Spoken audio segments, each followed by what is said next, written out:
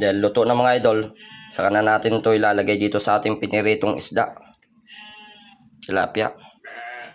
Hindi na natin ito minekos-mekos yung tilapia natin dito sa niluto natin. Gawa nung baka para tayong nagluto ng sinabawang tilapia pag halo pa natin dito sa kumukulong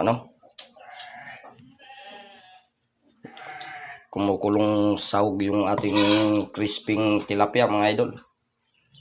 Ayan, papatong na lang natin yung ating niluto para pag mamaya pagkainin natin, crunchy crunchy pa rin yung tilapia.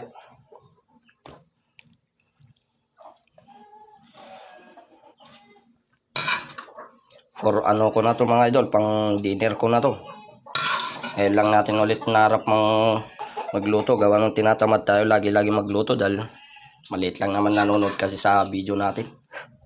Kaya wala tayo ganong sipag magluto ngayon. Ito lang, nasipagan ko ulit magluto.